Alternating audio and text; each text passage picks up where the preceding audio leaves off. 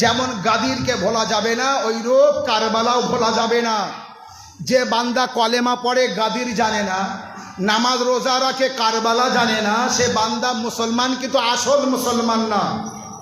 আসল মুসলমান সেই ব্যক্তি যে কারবালা পালন করে, আসল মুসলমান সেই ব্যক্তি যে কারবালাকে স্মরণ করে। অনেক সময় বলে না, এ মহরম কেন করব, মহরম কেন করতে হবে, আজাদারি কেন করতে হবে, মজলিস কেন করতে হবে, মাতম কেন করতে হবে।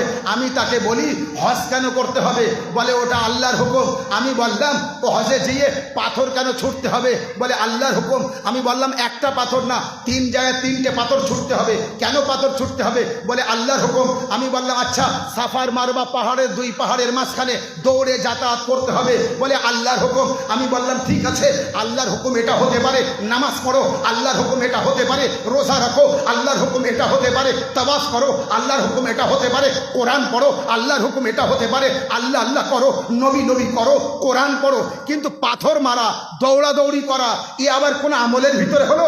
আল্লাহ বলছে হায় আমার বান্দা, বেশি বুঝতে যাবা না, বেশি বুঝতে যাবা না, বান্দা বান্দার মতো থাকো। আমি যা বলছি সেটা শুনে রাখো।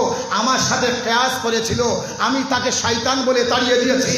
আমার ঘরে যখন আসছো হজ করতে, আমি যা বলবো তাই করতে হবে।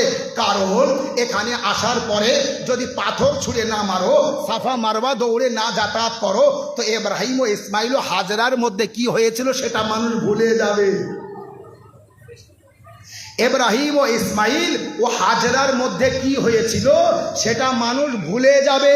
যদি হজ করতে এসে পাথর না ছোড়া হয়, সাফা মারবা দৌড়ে যাওয়া আসা না করা হয়, তো ইব্রাহিম ও ইসমাইল ও হাজরার ঘটনা মানুষ ভুলে যাবে। কারবালা যদি পালন না করা হয়, ইয়াজিদকে আর হোসেনকে, জালিমকে আর মাজলুমকে মানুষ ভুলে যাবে। তাই হোসেন হোসেন করতে হবে, কারবালা পালন করতে হবে।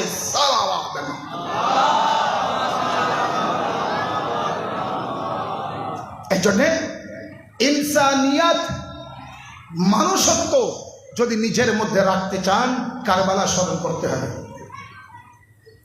রাহেবারে মুআজ্জাম সৈয়দ আলী খামনেই পরিষ্কার বলে দিয়েছেন, আমি বেঁচে থাকি আর মারা যাই কিচ্ছু যায় আসে না, কিন্তু শুনে রাখো হোসাইনি মিশন থেকে কেউ যেন পিছু হাঁটবে না। হোসাইনি মিশনকে আগে নিয়ে যাবে।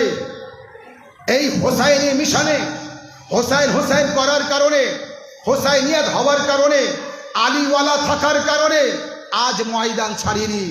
বিশ্বের সমস্ত মানুষের বুঝিয়ে দিয়েছে, ইরানের সাথে অন্য কারোর ঝগড়া, ইরানের সাথে অন্য কারোর যুদ্ধ হয়েছে না, ইসলাম বনাম ইহুদি যুদ্ধ হয়েছে।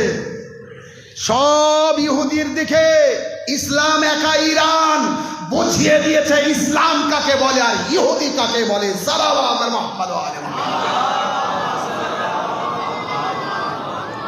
আলীওয়ালা হবেন তো আপনি মুসলমানের পরিচয় দিতে পারবেন, হোসাইনওয়ালা হবেন তো আপনি মুসলমানের পরিচয় দিতে পারবেন।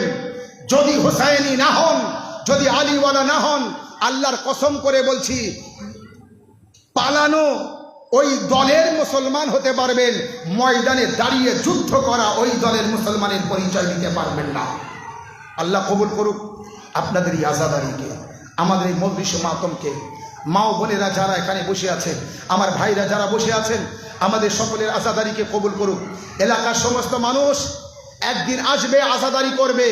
তবে যারা দেরি করছে তারা ভুল করছে, যারা দেরি করছে তারা ভুল করছে। আজাদারি করতেই হবে, রোনাজারি করতেই হবে, মজলিস করতেই হবে, মাতম করতেই হবে। কারণ এই কান্নাকাটি করে যারা, প্রমাণ দেয় বেঁচে আছে তারা। যারা কান্নাকাটি করে না, বেঁচে থাকার প্রমাণ তারা দিতে পারে না। যে বান্দা কাঁদে সেই বান্দাই প্রমাণ দেয় আমি বেঁচে আছি। মানে যে কাঁদে না সে বেঁচে আছে কিনা আল্লাহ জানে না, তার মানে সে বেঁচে থাকা আর মরে যাওয়া সমান। ইমাম হোসাইন আলাইহিস সালামের জন্য কাঁদি। কাঁদি কার জন্য? কারবালা ওয়ালাদের জন্য কাঁদি। কাঁদি কাদের জন্য? নিজের পিতা মাতার জন্য সারা বছর কাঁদি না, নিজের সন্তানের জন্য সারা বছর কাঁদি না, নিজের পরিবারের জন্য সারা বছর কাঁদি না। যখন আমরা কাঁদি, কারবালা ওয়ালাদের জন্য কাঁদি। যখন আমরা ক্রন্দন করি, মাওলা আব্বাস আলমদারের জন্য ক্রন্দন করি, আলী আসগারের জন্য কান্নাকাটি করি। কাসিমের জন্য ক্রন্দন করি, ইমাম হুসাইন আলাইহিস সালামের জন্য কাঁদি, হযরতে আলী আকবর আলাইহিস সালামের জন্য কাঁদি। জানেন, কোনো জায়গায় ঝগড়া হলে মায়েরা তার সন্তানদের ঘর থেকে বার হতে দেয় না। কারবালায় যুদ্ধ হচ্ছে, ময়দান। 18 বছর যুবক আলী আকবরের মা উম্মে লায়লা বলছে, বেটা ময়দানে যাও। সালাম উম্মে লায়লার উপর। এমন মা খুঁজে পাবেন না যেমন মা আলী আসগরের মা, যেমন মা কাসিম আলাইহিস সালামের মা, যেমন মা আলী আকবরের মা। আল্লাহু আকবার। কারবালা আমাদের স্মরণ করিয়ে দেয় ত্যাগী কিভাবে হতে হবে, কোরবান কিভাবে করতে হবে, রাহে খোদায় সন্তানকে কিভাবে কোরবানি করাতে হবে।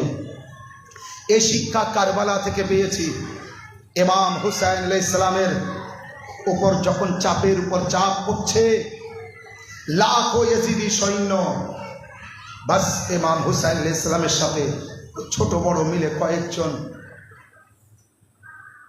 একে একে যখন কিছু সাহাবীরা ময়দানে চলে গিয়েছে, শহীদ হয়ে গিয়েছে, হযরত আলী আকবর আলাইহিস সালাম বাবার কাছে আসে, বাবা আমাকে অনুমতি দেন, আমি ময়দানে যাব।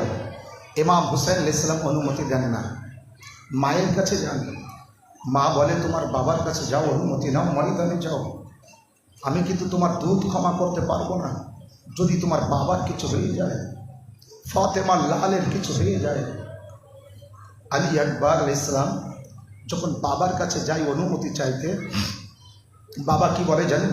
বেটা আকবর, তোমাকে মাও একই কথা বলে, বেটা আকবর আমি তোমার মা বটে, কিন্তু তোমার পালন করেছে তোমার ফুপি আম্মা।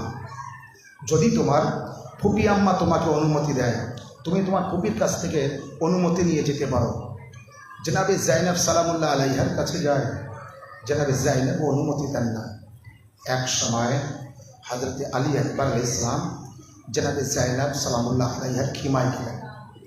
খিমায় যাওয়ার পরে 18 বছরে আলী আকবর, মন দিয়ে শুনবেন, ইমাম হুসাইনের নানার মতো দেখতে যে সন্তান, সে হলো আলী আকবর, শাবিয়ে পয়গম্বর আলী আকবর।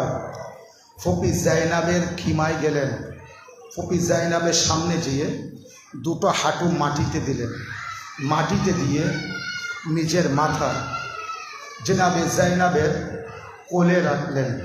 ফুপি আম্মা একটা মাসলা বলে, বেটা আকবর বলো। বলে, ফুপি আম্মা আপনি বড় না আমার দাদি ফাতেমা জহরা বড়? একবার বললেন, বেটা আকবর ইয়ে কেমন প্রশ্ন করলে?